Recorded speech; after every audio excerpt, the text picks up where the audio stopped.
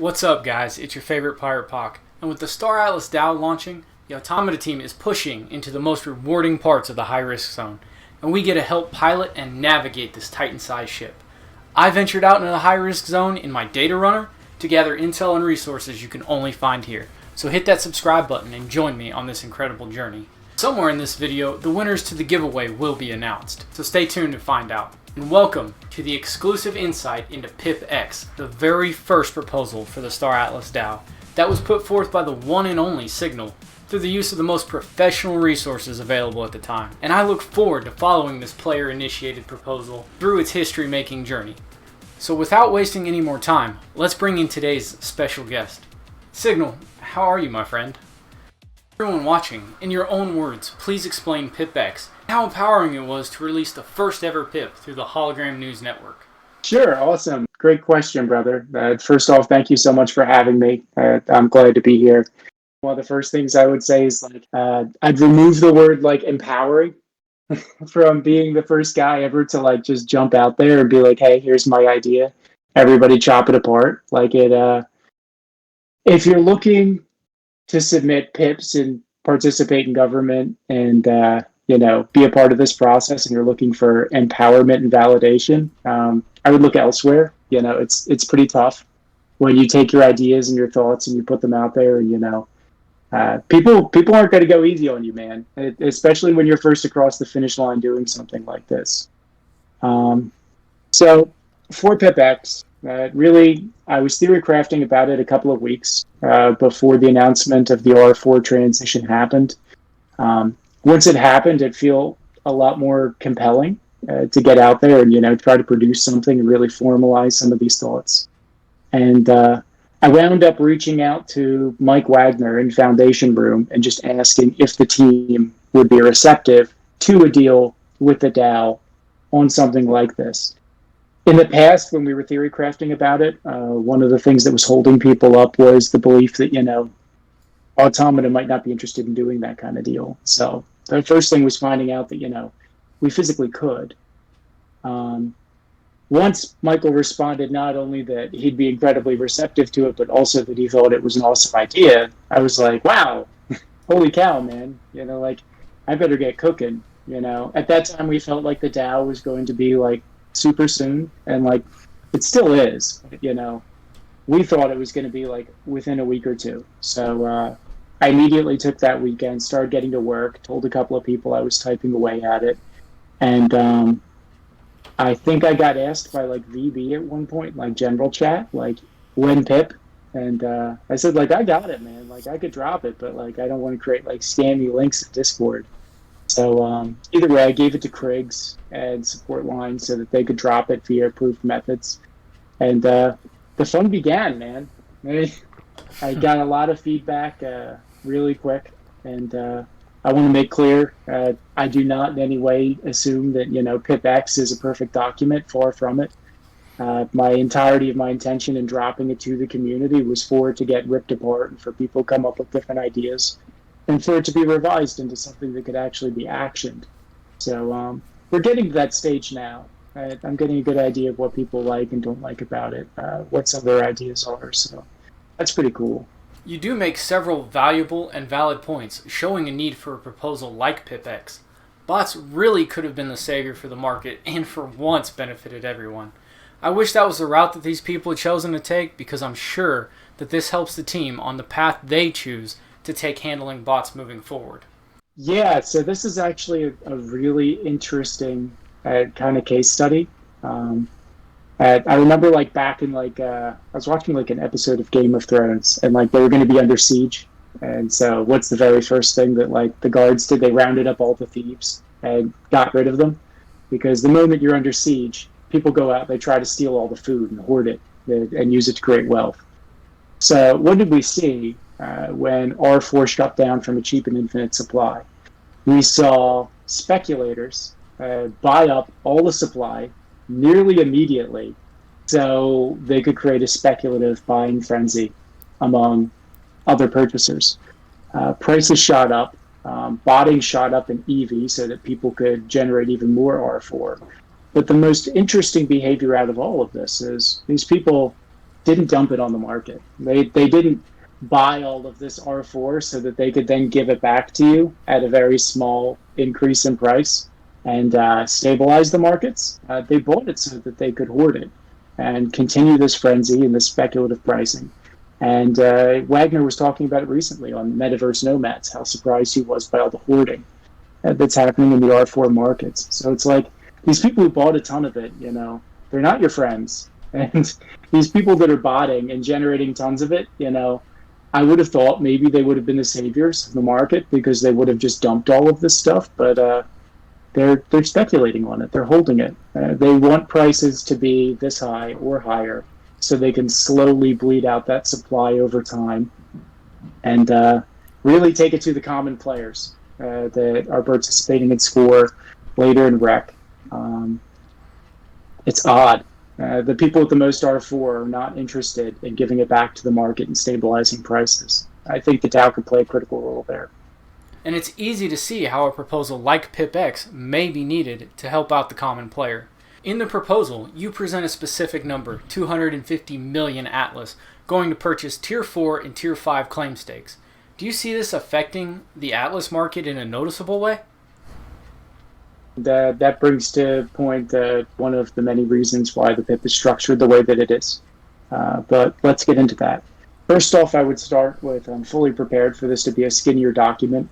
I'm fully prepared for this document to contain other assets that aren't just claims. And I'm already working with people to figure out, what the community would and wouldn't like to see in the form of this expenditure. But let's start with expending Atlas at the treasury level. So we have the better part of $1 million worth of Atlas right now. 250 million Atlas is approximately $400,000 at this point. So it's the better part of half of the supply. Now, let's compare this to other parties that we could engage with to spend Atlas. Let's say that we reached out to someone who wanted to develop an application for us. We wanted to host a hackathon. We wanted to create any number of different things. Just about anybody, unless you really tie them down, if you're going to pay them an Atlas, they're going to immediately convert it to USDC. If you host a hackathon and a whole bunch of people from outside this community are participating in it, which, by the way, I think is a great idea. But at the end of it, if somebody won, I don't know, 50 million Atlas, and you think they're just going to hold Atlas, as the winner of that hackathon, it's not going to happen. They're going to convert it back to USDC or SOL or some other kind of alternative currency. They're going to tank the price of the underlying token. There are very few people that you could actually do business with that are token friendly. The best example of a token friendly person you could do business with in terms of Atlas would be Automata themselves. They're already committed to selling Atlas at no greater than 1% of daily volume. So they have a minimal impact on the market. You know that they're invested in the project. The last thing they would ever want to see is the underlying token tanking. And they believe in the long-term prospects of it, so they're much higher in terms of likelihood to hold these tokens long-term. So you combine the fact that they would sell incredibly slowly. They have a ton of faith and confidence in themselves to hold those tokens long-term. And they're deeply invested in the project and the community and its well-being. You really couldn't find a better partner than Automata for an Atlas deal. Now, what do we get out of using this Atlas? Because a bunch of people are going to point out, like, wait a minute, Signal had a stroke. Why is it that he wants to use Atlas at this stage when it could rally? So, a couple of reasons for that. If we ever want to diversify the DAO treasury, we only have so many ways to do so. We sure as heck can't use swaps. Imagine trying to take 250 million Atlas and say, convert it to SOL so that the treasury is diversified. We would rally with the broader ecosystem, and we wouldn't be so centralized and dense in terms of this one project or investment. We can't really do that via traditional means. If we were, though, to do a deal in Atlas with Automata for claims, an asset which can generate returns via sales on the market, we can then sell the output of those claims in any number of different currencies that we like. If we wanted to create a diversified portfolio within the DAO treasury itself, either in Sol, USDC, Bitcoin, ETH, even though like boo ETH, a little bit, we could do that incredibly easily. And we could just price the assets in whatever we wanted. And by changing how we price the assets, we could change the asset allocation of the DAO itself. We could do all of this without impacting the underlying token of Atlas. So we get an insane amount of flexibility. If we wanted to just bring in a bunch of USDC, we 100% could. And let me assure you, bankers, hackers and programmers, developers, they prefer to be paid in dollars. I'm not sure if that's news to anybody, but that's their chosen currency. So I think diversifying the DAO treasury is a great move, especially if it's coming with additional income. And especially diversifying it in a way that we could sell tokens without impacting Atlas. I don't think every single time that we're looking to do a deal, we want to go, well, oh crap, how is this going to impact Atlas? This claims proposal and our ability to price the output of these claims in any currency that we want is an inherent source of diversification without damaging the underlying currency, with a willing partner that we know has a vested interest in Atlas prices. I hope that answers it. And bear in mind, if you wanted the flexibility to say, like, well, Mr. Vendor, you can't sell this Atlas for a year after we pay you, you better believe you're going to pay that person more. You can't tie someone down and then not expect that they're going to jack the price up on you to an insane margin. Automata, we can do this deal in Atlas, under no conditions, knowing they'll be responsible, and nobody has to be tied down to anything. Not only will they not jack up the price, but we might be able to get them to lower it. How did you land on 11% of R4 being generated by the DAO? I think it's just enough to avoid, any perceptions of like communism inside the DAO. We don't want to meet all of production by what we're doing. We don't want to be this big disturbing force in the market. If 90% of all R4 is produced by players and 10% is produced by the DAO, it's pretty hard to say that the DAO is like this big offensive, force in the economy. Beyond that, I would keep in mind the fact that we could decide when and where to sell that. So we don't necessarily have to push out all R4 that we generate all the time. We could also kind of do what like the US and other countries do with strategic petroleum reserves. We could bank R4 in case we ever encounter some kind of speculative bubble or crisis. It's available to help control and satiate the markets. I think that range of like 10 to 12%, it's just powerful enough to fight bubbles, but it's not so overwhelming that people feel like, Big Brother has taken over the player economy. If you're at 90% player production of an asset and 10% of it comes from the DAO, which, mind you, is made of players, I think that's a great balance. I wanted there to be an amount that we could actually have an impact and help people without overstepping or overreaching. So 10 to 12% still keeps the market in players' hands, which is one of the founding ideals for Gallia and the Star Atlas metaverse. 100%. I would also point out, just because people sometimes tend to confuse these terms, the vast majority of people holding Polis play this game. Yeah.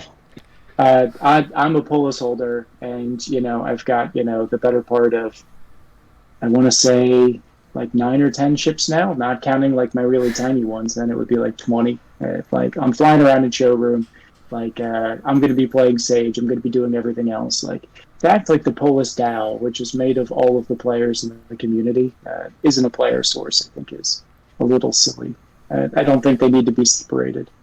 But I agree. I think that 10% balance, it's just enough to have an influence and an impact without overstepping or controlling. I'm going to take the time to point out that I do have more ships than you, and I bet I could beat you in a dogfight. Because I believe in power to the people. If you entered my giveaway, you automatically win. Just message me on Twitter with a link to the video that you shared, your name on YouTube, and your wallet address, and you'll get 10,000 R4s. When I did the random generation, this guy won. And I know him a little too well, so he'll get a claim stake for free. just for being an awesome person. It means I'm giving away another one. And oddly enough, that guy won. So that guy, go ahead and send me a message on Twitter. Remember guys, the best thing that you can do is give back to the people.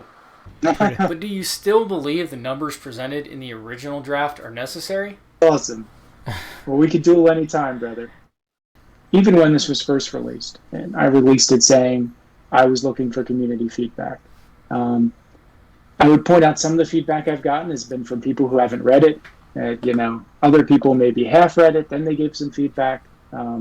I've yet to actually receive anybody who put, the thought or care that I did into presenting something that, here's an alternative, or here's a tweak, or to spend some time like really figuring out how we could refine this thing and make it work. But some of the cool ideas that I've heard that I really like is diversifying into ships, not just claims, which I think is really cool. Jan had an idea for creating a skinnier bill that didn't quite consume as much Atlas and had a distribution between claims and ships, kind of creating like a floor under certain ships that might sell for up to 90% off, where the DAO could pick up ships at essentially 10% of VWAP and hold them long term for rentals or even sell them later as baskets when the game is really up and running. I love that idea. We could also take the individual revenue generated by R4 from the individual claims. And just like I said, we could diversify into tokens. Like we could be holding SOL in the treasury, we could be holding Bitcoin, we could be holding USDC, ETH, just about anything, diversifying into other projects. We could also just as easily dip deeper into our own pools. So we could take revenue from those claims and turn them into ships at certain market values. There's a lot of different interesting tweaks that we can take there. I do think that, the numbers I'm presenting around like 10 or 12%, it really is that little happy medium where you can have an influence without being the influence in terms of R4 production and taking care of players. I also believe that long-term land ownership and rights for the DAO is a great thing. I also think there's a lot of ways to create opportunities for players through that. But that being said, I would 100% welcome a skinnier bill. We see this all the time in government. Someone presents an aid package or, a bill for stimulus or for a war or for this or that, and it starts off at like some crazy number. And by the time everyone's done working through it, some things got cut, some things got added. The overall number might have shrank. I'm 100% receptive to that. All I really want to see is those three factors being met that I originally laid out. I want to see something that's good for players, everyday people that are interacting with this game. I want to see something that's good for the DAO in that we're earning revenue, have a return on assets, and we're moving forward as a treasury and as an organization. And I love, if possible, to see something good happen for the team as well. Even though we don't think about it, it's like this tertiary concern. Like, if we do a deal for, $400K with Automata, and we get really cheap discounted assets, and they simultaneously get money to continue building this project that we're all literally living inside on a daily basis, I think that's incredible, and I think it's empowering. So those are three little legs of the stool that I try to sit on. But I hope that answers your question. Would the entity or person responsible for this be compensated for their work? There is currently no players within Star Atlas that could do this, so it could require outsourcing to Automata or another agent. Or should this be a symbolic staking with the correct amount of R4s being sent to the account from the claiming pool? So I would start there with the most recent town hall. We actually got insights into what those things are going to look like and how they're going to operate. So BCN, at last announcement, is no longer an employee of Automata. He works for the DAO full-time. He's already there. The council, I believe, still needs to be created and ratified, but a lot of these things could be done theoretically on the back end with like a multi-sig wallet or however the treasury is currently managed, and could be done interacting with BCN and, maybe some of the council members of the DAO. So when we talk about compensating someone like BCM for doing this work, like collecting the output of these claims and putting it on the market at our designated rates and whatever we're looking to exchange R4 for, we're probably talking about, maybe once a week, like an hour of work, maybe. I mean, these are stacks of claims of equivalent size. It's a bunch of them, but theoretically, it's just clicking a button and saying claim and pulling this stuff up and then listing it. It's really not that much overhead cost. It could easily be compensated out of the yield itself from the claims. So if we're talking about paying Blockchain Man for like an hour or two of work, if we were giving him like $50 an hour, I think that's pretty darn generous for clicking some stuff, and I think it'd be covered very easily. So 100%, I believe anyone who's responsible for affecting these actions and making them happen should have some level of compensation. But we should definitely define that before we go to a formal vote in terms of what it's going to look like. We could hear from BCM in terms of, what that process looks like, who would need to be involved. It couldn't be in the PIP because we simply don't have this information yet. And when we have that information, we can define effective compensation. But the amount that I think would be justifiable would be incredibly small relative to the yield that we're receiving.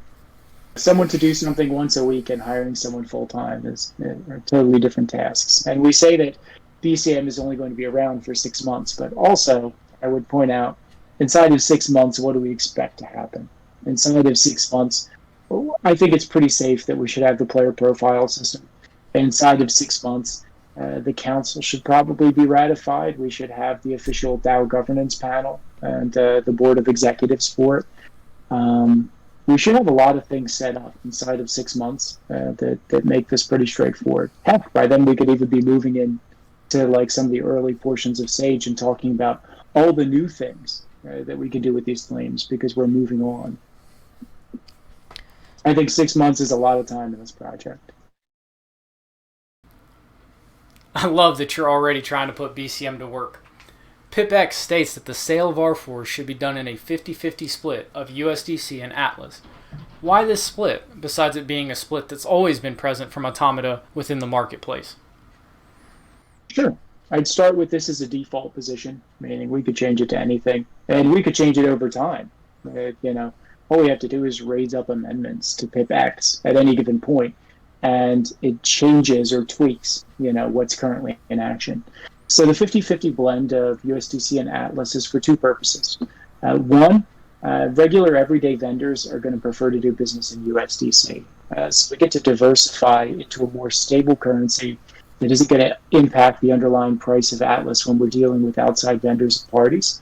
Two, the Atlas side, that 50% allows us to keep the upside on Atlas. So for people that are worried, like, hey, man, you're selling the bottom on Atlas, we're recapturing that in 50% of the sales of R4. So it allows us, if Atlas goes on a rally, we still get to go with it.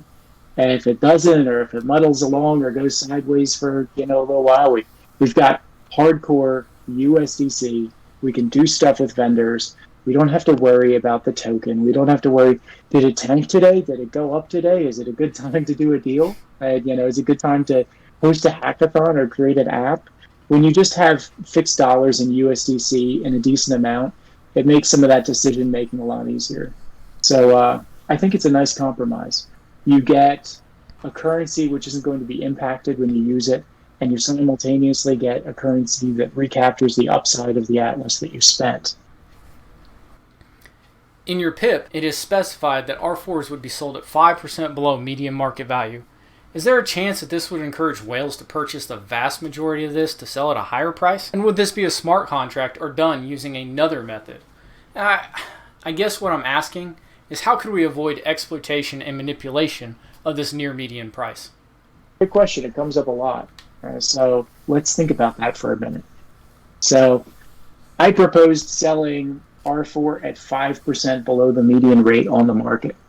So when we think about that, we've got the highest rate on the market, we've got the lowest rate on the market, we've got the median rate on the market. I'm proposing selling R4 at 5% below the median. So if you wanted to buy out all of the R4 that the DAO's producing and at this price rate, you would have to buy out the lowest 45% of the supply, and then you would have to buy our supply on top of it. If there's going to be whales out there that are straight up like buying the bottom 50% of all R4 being generated by players, by claims, I think that's a different problem than how we're pricing things individually at the DAO level. I think most would agree.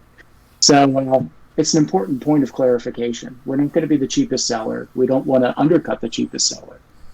We want to be roughly 5% below the median to provide affordable R4, not rock bottom cheapest. So our odds of being bought out just to be remarked up, we would have an entire 45% of the market that's still below us. So you'd have to buy out a heck of a lot of people to try to use this as a repricing system. Your proposal doesn't include the management or use of these assets after faction claims are phased out. Will an updated version of PIP-X include this? Sure, 100%. I would start by having a conversation about what a PIP needs to be. If you want to file a PIP, it has to be clear in terms of what you're going to do, and it has to be clear to a level that it's actionable. You can actually act upon it. So PIP-X is intended to be a foundational document that then gets amended over time as things change. The reason I can't write about what we're going to do when Sage is up and running, what we're going to do when lending and player profiles are in place, is because those things don't exist presently. You couldn't possibly write an actionable PIP today about something that's going to happen 6 to 12 months from now with technology that none of us have interacted with and don't have exposure to. So even though I have tons of different ideas about how these claims could be used, both in Sage and player profile and lending, none of it matters at this point in time. We'd be speculating about technology that simply doesn't exist.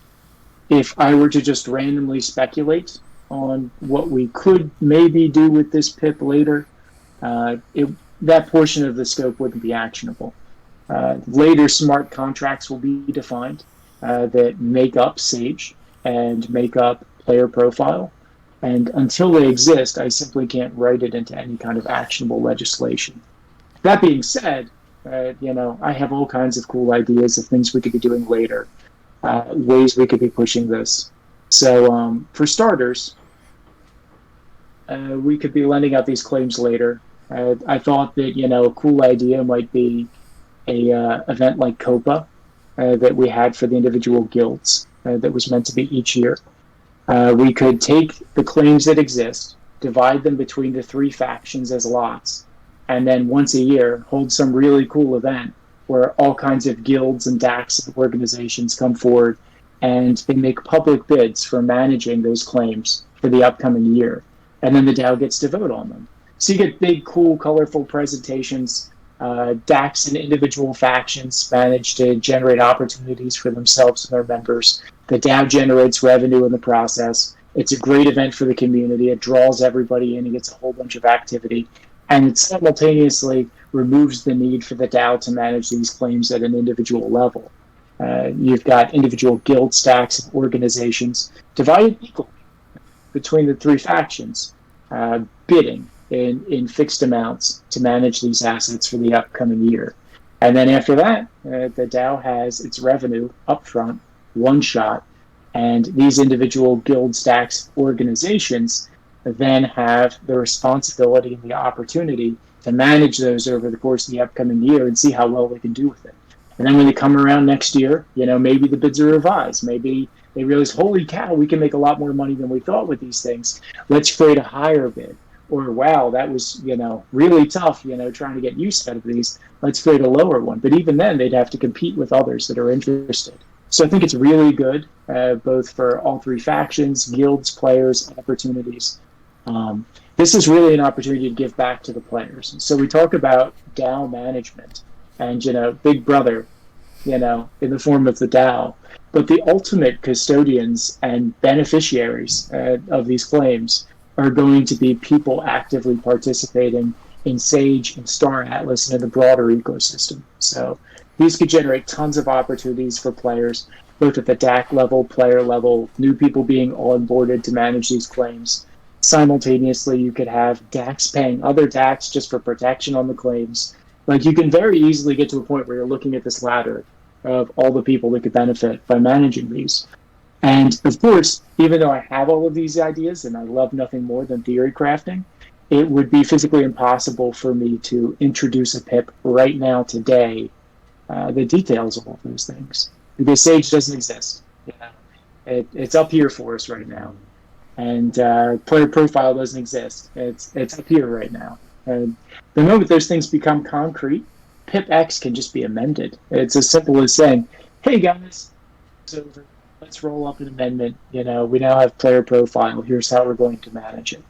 And it also remains non-committal that way.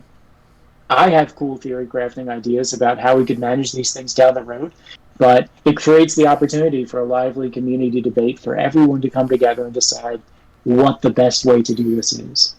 But I hope that answers the question. You've been referred to as one of the major polisticians within Star Atlas. Matter of fact, you coined the phrase polistician. What does the title of polistician mean to you? Sure.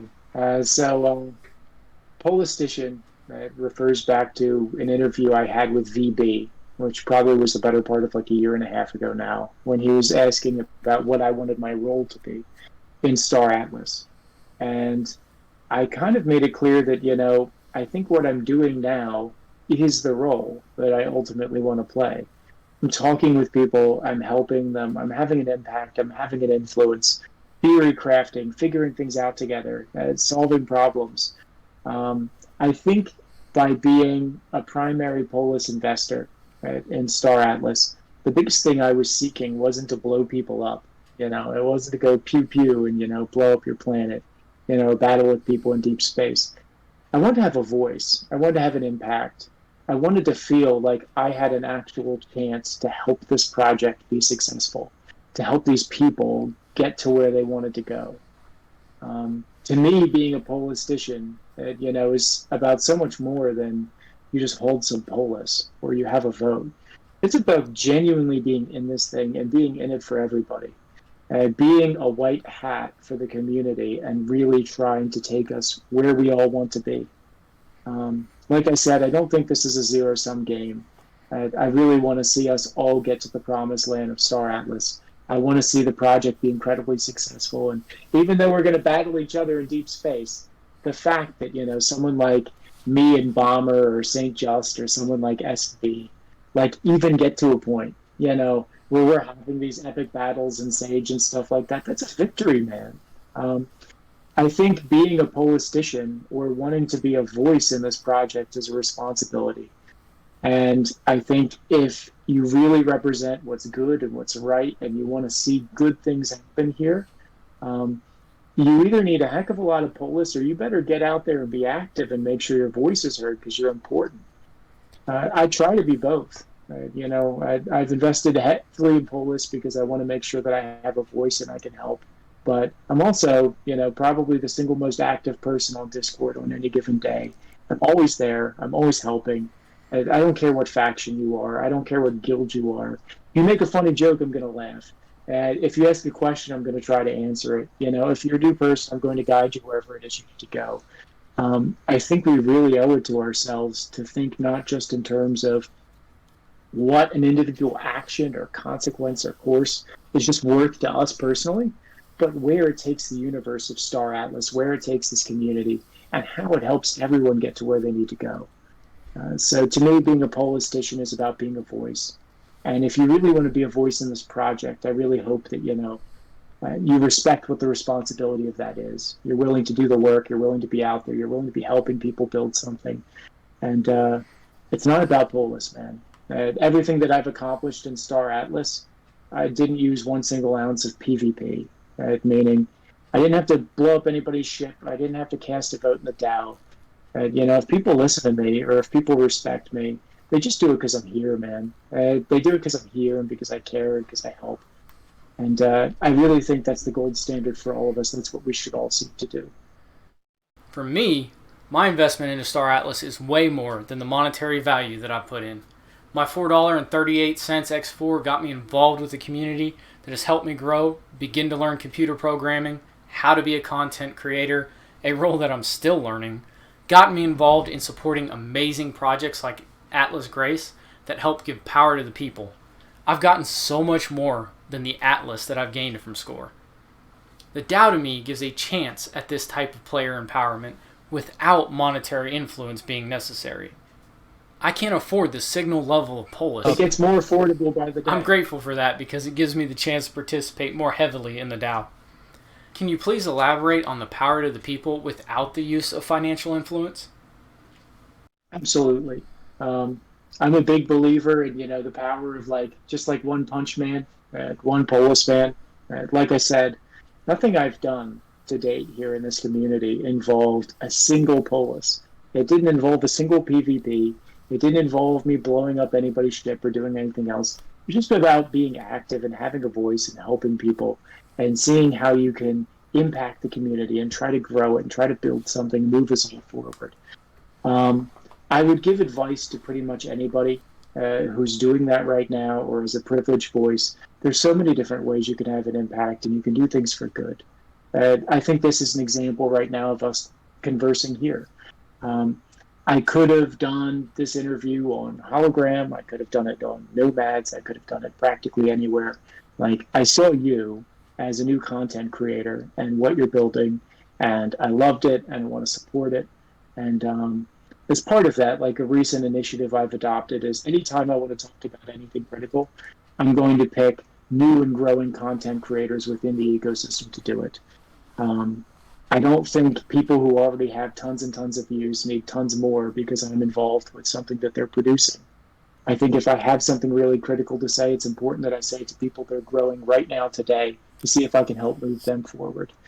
I think all of this is just about being active, about caring, and trying to help the next person forward. We're all in this together, man. We've got so much more in common than we have in different from each other. So I try to recognize on any given day, if you're someone who wants to have a voice in this project, if you want to have significance in it, try to realize that, you're in one boat.